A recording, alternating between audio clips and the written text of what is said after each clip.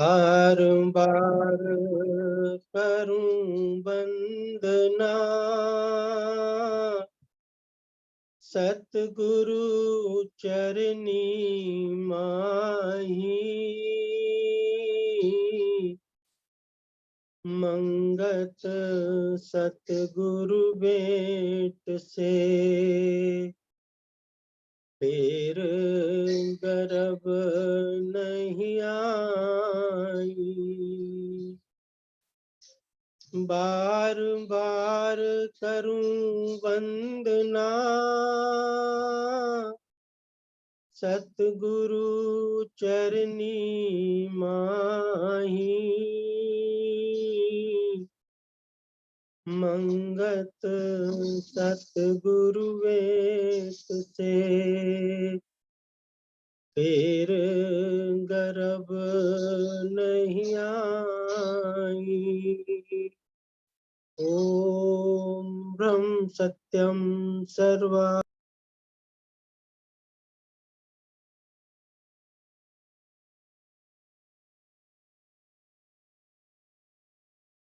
आदरणीय प्रेमी जी, आपका म्यूट हो गया, कृपया एक बार अनम्यूट कर लीजिए अपने आप को। हाँ जी। ओम ब्रह्म सत्यम सर्वदा। सभी पूज्य प्रेमियों माताओं को सादर ओम ब्रह्म सत्यम सर्वदार सभी को सादर प्रणाम। ग्रंथ श्री समता विलास में श्री सद्गुरुदेव ने एक चैप्टर लिखा है, जीवन सफलता बोध। बड़ा महत्वपूर्ण विषय है। वचन नंबर 1 में लिखते हैं सद्गुरुदेव,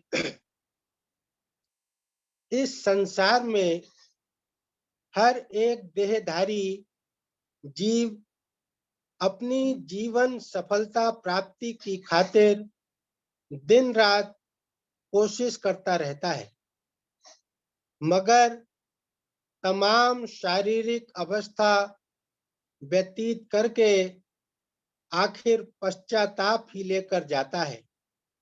यानी सही सफलता जीवन को प्राप्त नहीं हो सकता है। ये ही माया का अधिक जाल है। यदि हम अपने जीवन पर निगाह डालें, जब से हमने होश संभाला है और आज तक जितना भी हम कर्म करते हैं उसके पीछे कोई ना कोई एक लक्ष्य होता है, एक उद्देश्य होता है।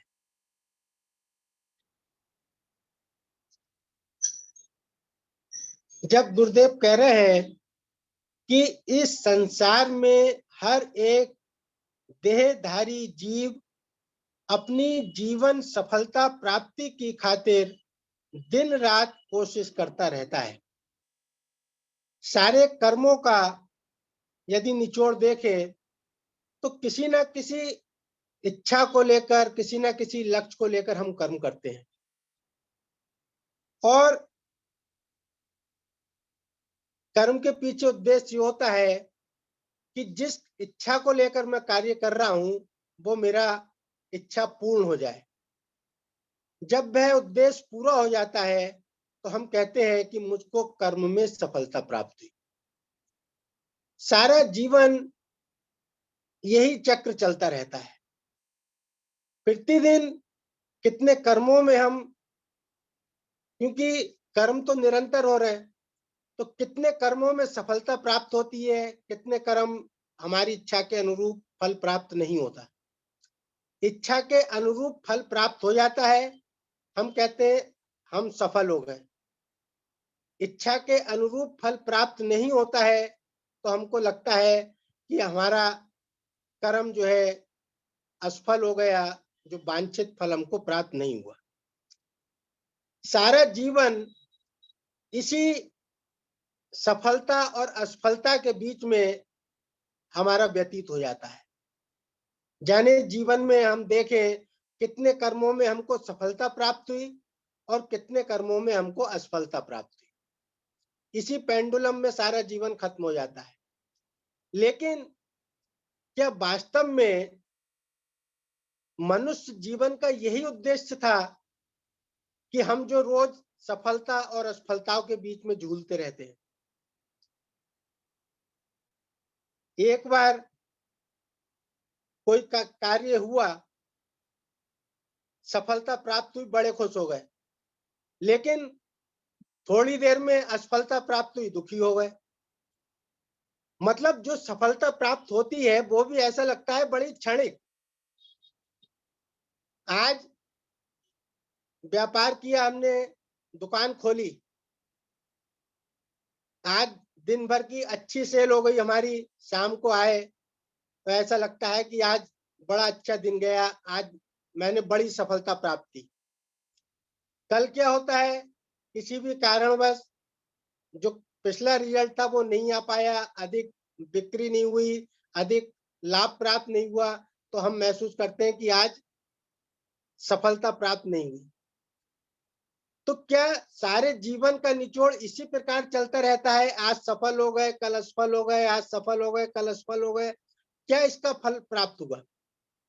सत्पुरुष हमको ये बता रहे हैं कि जो हमारा ये कर्म है, वास्तव में सफलता कब प्राप्त होती है? ये रोज रोज का एक दिन सफल हो गए, अगले दिन असफल हो गए, ये सफलता का मापदंड नहीं है। मापदंड क्या होता है? वो कह रहे हैं कि सारा जीवन व्यतीत करने के पश्चात इसका परिणाम क्या होता है? मगर तमाम शारीरिक अवस्था व्यतीत करके आखिर पश्चाताप ही लेकर जाता है। बात ये महत्वपूर्ण है। कोई व्यापारी होता है तो वो व्यापार की सफलता रोज के टर्नओवर से नहीं उसकी आंकी जा सकती। व्यापार की सफलता जब पता चलती है, जब उसका अंत, साल के वर्ष के अंत में उसका कुल रिजल्ट सामने होता है कि पूरे वर्ष में इसका क्या परिणाम हुआ। तो हमारे जीवन का क्या परिणाम होता है? अगर वास्तव में सफलता और असफलता की हमको वो देखना है कि इसका अंतिम परिणाम क्या हुआ, तो अंतिम परिणाम हम सबका क्या होता है? वो कह रहे हैं मगर तमाम शारीरिक अवस्था व्यतीत करके आखिर पश्चाताप ही लेकर जाता है। बात ये है, हम रोज तो जीवन में ऐसे बहुत अवसर आते हैं कि हम बड़े खुश होते हैं, और बहुत ऐसे अवसर आते हैं जीवन पर कि हम बड़े दुखी होते हैं, निराश हो जाते हैं, और सारा जीवन यही चलता रहता है। लेकिन मापदंड क्या है? वो कह रहे हैं जब पूरे जीवन का जब अंतिम चिट्ठा बना, उस समय उसका क्या परिणाम हुआ, वो सारे जीवन का रिजल्ट है, वह परिणाम है। और हमारा अनुभव क्या कहता है कि सारे जीवन का परिणाम क्या निकलता है? आखिर पश्चाताप ही लेकर जाता है। ये हम सबका अनुभव है कि हर व्यक्ति अंत में निराशा और प्यासा इस संसार से विदा होता है। देखिए वाणी क्या कह रही है, वाणी में लिखा कि मानुष जन्म अमोलक जग में नित्य खोजो कल्याण। क्या ये रोज रोज के जरा जरा से सुख प्राप्त हो गए, सुख सफल हो, उसको हमने सफलता कह दिया, दुख प्राप्त हो गया, असफलता कह दिया, इच्छा पूरी हो गई, सफल हो गए, इच्छा पूरी नहीं हुई, असफल, यही सारा द्वंद्व जीवन का लक्ष्य है क्या? ये लक्ष्य कदापि नहीं है। लक्ष्य क्या है? महाराज जी बता रहे हैं जो हमारे जीवन का परिणाम होता है उसका कारण क्या है? सत्पुरुष कह रहे हैं मानुष जन्म अमोलक जग में नित्य खोजो कल्याण, अंत काल सब भय बिछोड़ा, जब होबे धूल समान। परिणाम तो अंत में आएगा ना, कि जीवन का कुल रिजल्ट क्या निकला। अंत में मैं दिल पर हाथ रख के ये कहूं कि हाँ, कि मैंने सफल जीवन व्यतीत किया। और जो व्यक्ति सफल जीवन व्यतीत करता है उसके लिए कभी ये नहीं कह सकते कि अंत में पश्चाताप लेकर जाता है। सफल जीवन वाला व्यक्ति पश्चाताप लेकर नहीं जाता। अगर हम पश्चाताप लेकर जा रहे हैं तो इसका मतलब जीवन हमारा असफल हो गया। और उसका कारण क्या है? हमने उन चीजों को सफलता माना जो अंत में हमारे किसी काम की नहीं रहती। हमने उन चीजों को सफलता का मापदंड दिया। और वो चीजें क्या थी? वो सत्पुरुष बता रहे हैं, मानुष जन्म अमोलक जग में नित खोजो कल्याण, अंत काल सब भय बिछोड़ा, जब होवे दूर समान। जिन चीजों को हमने इकट्ठा करके सफलता का नाम दिया, अंत में सबको छोड़ना पड़ता है। तो जिनको प्राप्त करके हम खुश हुए, सफलता मानी, उनको छोड़ने में तो असफलता ही कहलाएगी। वो दुख होना है, पश्चाताप होना है। फिर कह रहे हैं कि दाम काम सब छाड़ने। देखिए, सत्पुरुष हमारा यही मार्गदर्शन करते हैं कि हमसे कहां पर गलती हो रही है और क्यों हम अंत में पछताते हैं, अंत में क्यों पश्चाताप लेकर जाते हैं। सत्पुरुष हमारा यही मार्गदर्शन करते हैं। संसार में जितने हमारे शुभचिंतक हैं, जितने मार्गदर्शक हैं, वो केवल क्योंकि उन्होंने संसार को ही महत्व दिया है, तो वो हमारा सुख तो चाहते हैं, हमारा कल्याण तो चाहते हैं, लेकिन वो हमको संसार की ही दिशा दिखाते हैं। और सत्पुरुष क्या कह रहे हैं? वो कह रहे हैं कि दाम काम सब छाड़ने, ये वाणी के कुछ अंश हैं। दाम काम सब छाड़ने, दो दिन के ये मीत, जिन पे हमारा सारा जीवन जा रहा है, दाम और काम पर। दाम काम सब छाड़ने, दो दिन के ये मीत, आद अंत साखी होए, सो प्रभु आप पुनीत। जब लग सत न सो दिए, पावे ना मन धीर। अब जो बता रहे हैं गुरुदेव कि पश्चाताप ये कैसे खत्म होगा, कैसे हम अंत समय में वास्तव में सफल होकर जा सकते हैं। अंत जाते समय हमको पश्चाताप ना हो, उसके लिए क्या करना है? कह रहे हैं कि जब लग सत न सो दिए, हम असत को इकट्ठा करके जीवन की सफलता मानते हैं। एक ही तरफ दौड़ चल रही है संसार की। जब लग सत न सो दिए, पावे ना मन धीर, जतन अकारत सब जाए, अंत होवे दिल की। ये सारा जिसको हमने अपनी सफलता का मापदंड माना है, इसके लिए सत्पुरुष कह रहे हैं कि जतन अकारत सब जाए। ये सारा जो हमारा, जिसको हम कहते हैं कि मैं संसार में बड़ा व्यस्त हूं, बहुत, और वो व्यस्तता तभी होती है जब हमें संसार के में ज्यादा सफलता मिलती है। जिन लोग को संसार में अधिक सफल होते हैं, किस चीज में? संसार के भोग इकट्ठे करने में। और संसार में क्या है? संसार के पदार्थ, संसार के इंद्रियों के भोग और झूठा नाम, नाम यश, इसी को हम सफलता कहते हैं। लेकिन सत्पुरुष कह रहे हैं कि जब लग सतना सो दिए, पावे ना मन धीर, जतन अकारत सब जाए, अंत होवे दिल की। अंत में दुखी होकर, पश्चाताप लेकर इस संसार से विदा होना पड़ता है। अब इसका कारण क्या है? इसका कारण ये है, यदि कारण क्या है कि कोई व्यक्ति उसकी व्यापार कर रहा है और उसे ऐसा लगता है कि मैंने ये वस्तु 5 रुपए की खरीदी और ये 8 की बेच रहा हूं, तो बड़ा खुश होता है कि मुझको 3 रुपए लाभ प्राप्त हुआ और वो खूब बेचता रहता है। लेकिन वास्तव में उसको ये भी सोचना चाहिए कि जो मैं वस्तु ली है, मैंने जो मैंने खरीदी है, इसके संग और क्या क्या चीज लगी है, केवल खरीदने वाली चीज नहीं। 5 की खरीदी 8 की बेची, ये नहीं, उसके संग और क्या क्या लागते हैं। जब तक वो सारी लागतें नहीं जुड़ती,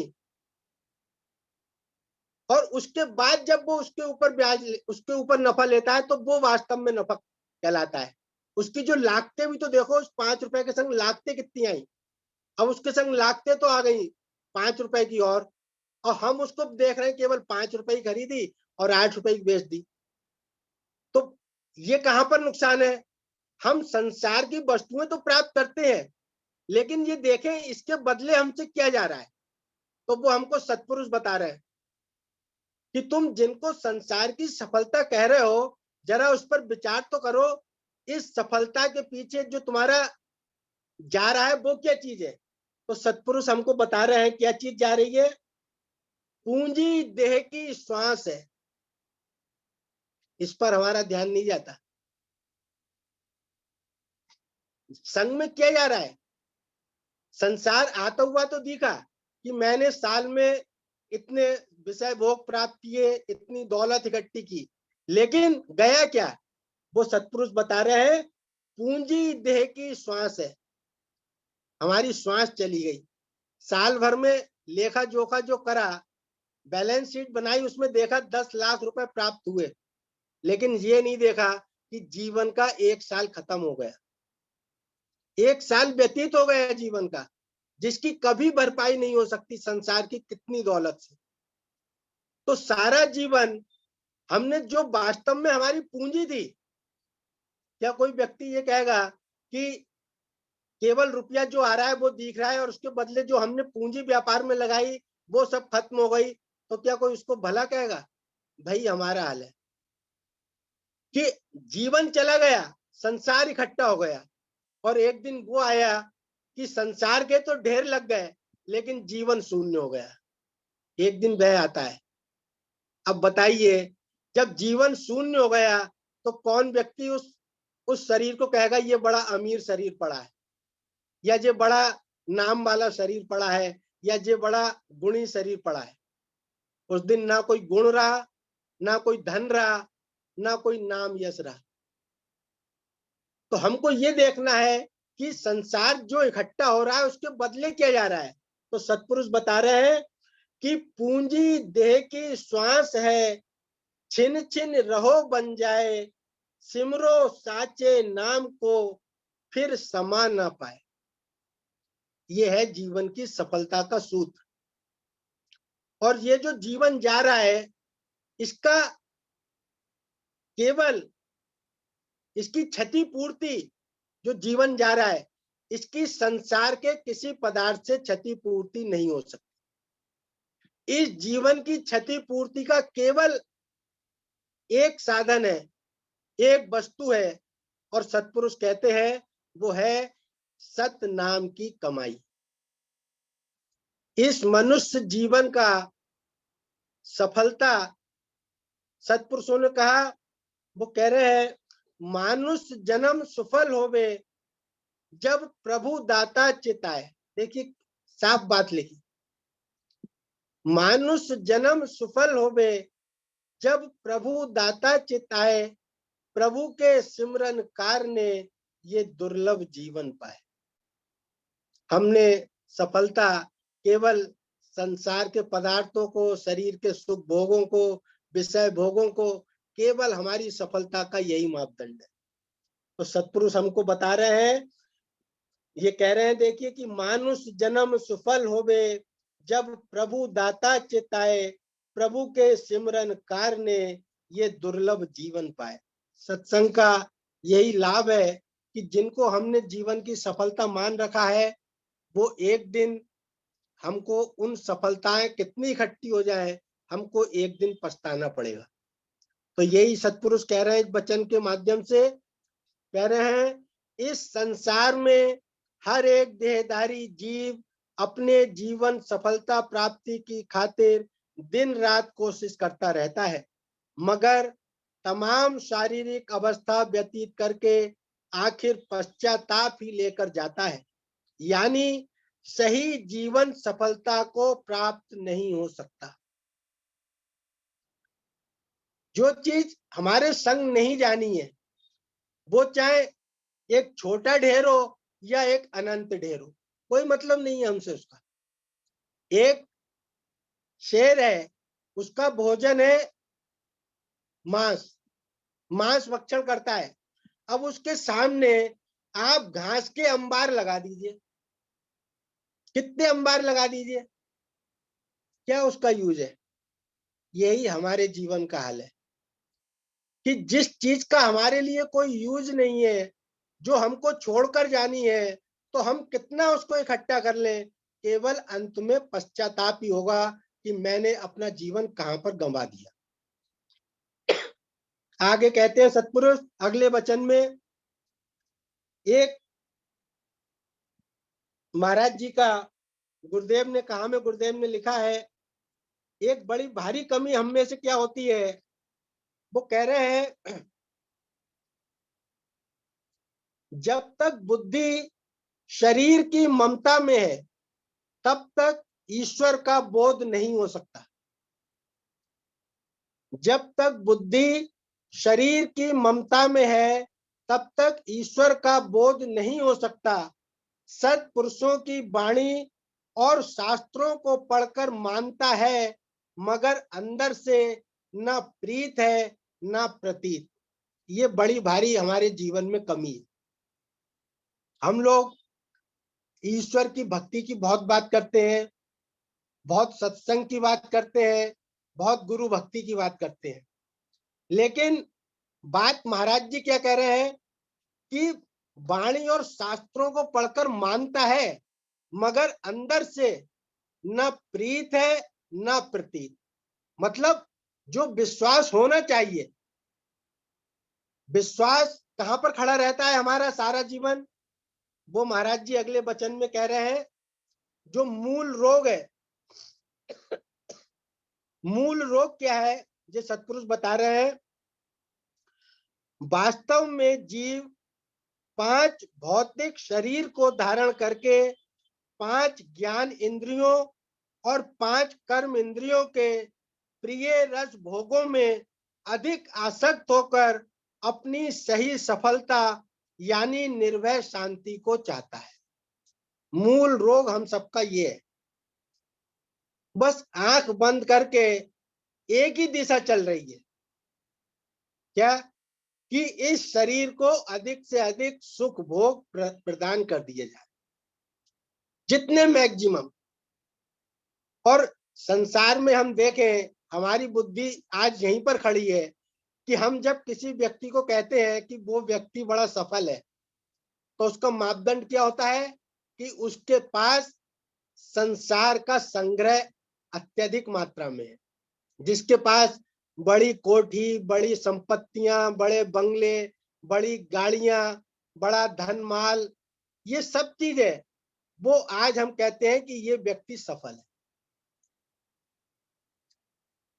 तो वही सत्पुरुष कह रहे हैं कि क्या वास्तव में मनुष्य जीवन का यही उद्देश्य था कि बस आकर अधिक से अधिक संसार के भोग प्राप्त करो? सब शास्त्रों में इसी चीज की अधिक से अधिक निंदा की गई, ये हमको ध्यान रखना है। कह रहे हैं कि ये तन कर फल विषय न भाई, इस शरीर का ये फल नहीं है कि इसको अधिक से अधिक विषय भोगों में लगाया जाए, जो कि आज हमारी सफलता का सबसे बड़ा मापदंड है। कह रहे हैं ये तन कर फल विषय न भाई, स्वर्ग स्वल्प अंत दुखदाई। आपको स्वर्ग के समान भी सारे सुख प्राप्त हो जाए, लेकिन वो आपको अंत में दुखदाई, दुख देने वाले बनेंगे। नर तन पाई विषय मन दे, इस मनुष्य शरीर को प्राप्त करके जो विषयों में मन देता है, इस मनुष्य शरीर को प्राप्त करके जो विषयों में मन देता है, विषयों में मन मतलब जो हमारी ज्ञान इंद्रियां हैं, आंख, नाक, कान, त्वचा, जिह्वा, इन सबके अपने अपने विषय हैं। कान का विषय सुनना, जिह्वा का विषय चखना, त्वचा का विषय है स्पर्श महसूस करना। तो हम क्या कर रहे हैं, इनको अधिक से अधिक उन विषयों की ओर, क्योंकि ये अपने विषयों की ओर भागते हैं, हम उन्हीं विषयों को पूरा करने का यत्न करते हैं सारा जीवन। तो शास्त्र कह रहे हैं कि नर तन पाई विषय मन देही, पलट सुधा ते सठ बिसले। ऐसे लोग अमृत को छोड़कर विष का सेवन करते हैं। यही महाराज जी कह रहे हैं कि हम क्या कर रहे हैं, 5 भौतिक शरीर को धारण करके। सबसे पहला तो अज्ञान हमारा क्या था, जीव का अपना स्वरूप क्या था, ईश्वर अंश जीव अविनाशी, ये स्वरूप था, चेतन अमल सहज सुखराशि। लेकिन हमारे संग दुर्घटना क्या हुई कि हमने अपने वास्तविक स्वरूप को भुला दिया, ईश्वर अंश चेतन स्वरूप को भुला दिया, और करा क्या, शरीर को अपना स्वरूप मान लिया। जो महाराज जी कह रहे हैं 5 भौतिक शरीर को धारण करके, ये सबसे पहली दुर्घटना हुई। अब ईश्वर भक्ति क्या थी, वो जो हमारी स्मृति चली गई उसको वापस करने के लिए ये ईश्वर भक्ति का मार्ग था। सत्पुरुषों की संगत थी, ये सत्संग था, जिससे कि पुनः हमारी स्मृति वापस आ जाए और हम अपने उस चैतन्य स्वरूप को जान लें, उस चैतन्य स्वरूप को जान लें जो शास्त्र बता रहे हैं, चेतन अमल सहज सुखराशि। उसको जानने के लिए ईश्वर भक्ति थी। लेकिन हुआ क्या, उल्टा, कि ईश्वर भक्ति के नाम पर भी हमने गए तो गुरु के पास, गए सत्संग में, मांग ली देह प्राणता। और इससे छूटना था हमको देह प्राणता से, और इसको छूटने का मार्ग क्या था कि हमको विषय भोगों से छूटना था, इन ज्ञान इंद्रियों के भोगों से छूटना था। क्योंकि जितना हम इन इंद्रियों के भोगों में बढ़ेंगे, ये हमको देह प्राणता और हमारी बढ़ेगी। तो इसलिए शास्त्र देह विषय भोगों की बराबर निंदा करते हैं, और वो निंदा इसीलिए करते हैं कि जितना हम विषय भोगों से छूटेंगे, हमारे अंदर देह प्राणता कम होगी, और जितना विषय भोगों को जीवन में धारण करेंगे, उतनी देह प्राणता हमको और हमारी अंदर बढ़ेगी। और ये देह प्राणता फिर क्या करती है, ये हमको अनंत जन्म और अनंत मृत्यु प्रदान करती है। हम विषय भोगों को भोग कर खुश होते हैं, लेकिन हमको ये नहीं मालूम कि ये विषय भोग हमारी देह प्राणता को बढ़ाते हैं, और ये देह प्राणता हमको मौत की तरफ ले जाती है। इसलिए संत कबीर ने लिखा कि झूठे सुख को सुख कहे। देखिए, संत एक ही बात समझाते हैं, हमको इस अनंत जन्म और अनंत मृत्यु से छुड़ाना चाहते हैं। तो उन्होंने लिखा कि झूठे सुख को सुख कहे, मानत है मन मोद, जगत चवेना काल का, कुछ मुख में कुछ गोद। झूठा सुख है जो विषय भोगों का सुख है, ये सुख क्या करता है, जगत चवेना काल का, ये सुख जो है विषय भोगों का, इंद्रियों का सुख, ये हमको काल के मुंह में ले जाता है। ईश्वर भक्ति थी इस काल के मुंह से छुड़ाने वाली। तो महाराज जी ने एक फिर कहा, ऐसी बुद्धि को महाराज जी ने जो निरंतर विषय भोगों की ओर अग्रसरित होती है, देह प्राणता की ओर अग्रसरित होती है, ऐसी बुद्धि को जड़ बुद्धि कहा गया। हम सुनते बहुत हैं, जैसे अभी हमने लाइन पढ़ी कि सुनता है लेकिन न प्रीत है न प्रतीत है, चलता अपनी वही चाल है। और इसका कारण क्या है, जितनी हमारे अंदर देह प्राणता बढ़ेगी, जितना विषय भोगों के अंदर रुचि बढ़ेगी, इसको सत्पुरुष कह रहे हैं ये बुद्धि की जड़ अवस्था है।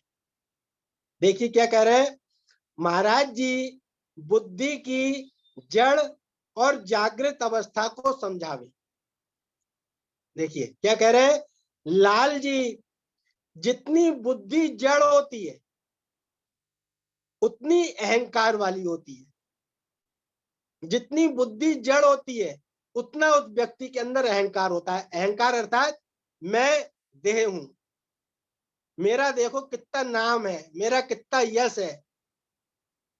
अहंकार इन्हीं चीजों का तो है, मैं बड़ा सुंदर हूं, मैं बड़ा बलशाली हूं, मैं बड़ा धनवान हूं, मैं बड़ा गुणवान हूं। तो ये गुण तो है, लेकिन ये देह प्राणता को देने वाले गुण है, और ये देह प्राणता बुद्धि की जड़ अवस्था है। तो यही सत्पुरुष कह रहे हैं कि लाल जी, जितनी बुद्धि जड़ होती है, अहंकार वाली होती है, वह शरीर को अच्छा और भला करके देखती है, अथवा शरीर के इंद्रिय संबंधी सुखों को अपना सार साधन मानकर उनको ही प्राप्त करने में अपना समय व्यतीत कर देती है। बड़ा स्पष्ट लिखा गुरुदेव ने। ये बुद्धि की जड़ अवस्था है जो केवल शरीर के सुखों की ओर जाती है, विषय भोगों की ओर जाती है। लेकिन जागृत बुद्धि जब मनुष्य की होती है तो उसे ये देखने लगता है कि ये शरीर नाशवान है। कैसा स्पष्ट लिखा। लेकिन जागृत बुद्धि जब मनुष्य की होती है तो उसे ये देखने लगता है कि ये शरीर नाशवान है। इस शरीर में ऐसी कोई भी चीज नहीं जिसमें दिल लगाया जावे। अब बताइए, मार्ग हमारा उल्टा और हम चाहते हैं जीवन में सफलता प्राप्त। तो सत्संग का यही लाभ है कि यदि हम वास्तव में अंत समय में पश्चाताप लेकर नहीं जाना चाहते, अंत समय में वास्तव में ये दिल पर हाथ रखकर ये कहना चाहते हैं कि मेरा जीवन सफल हो, तो उसका सत्पुरुष केवल यही उपाय बता रहे हैं कि हमको अपनी देह परायणता को त्याग करना है। और देह परायणता का त्याग कब होता है? जब हमारे अंदर सत परायणता बढ़ती है। देह बुद्धि छोड़कर जब आत्म बुद्धि हमारे अंदर पैदा होती है, और आत्म बुद्धि का केवल है सत नाम का सिमरन, ईश्वर के नाम का सिमरन। तो ये सारा ईश्वर भक्ति का विज्ञान हमको यही सिखाता है कि हम इस मनुष्य जीवन को सार्थक करें, जीवन में सफल होकर इस संसार से विदा हों, ताकि मनुष्य जन्म हमारा सार्थक हो सके। ओम ब्रह्म सत्यम सर।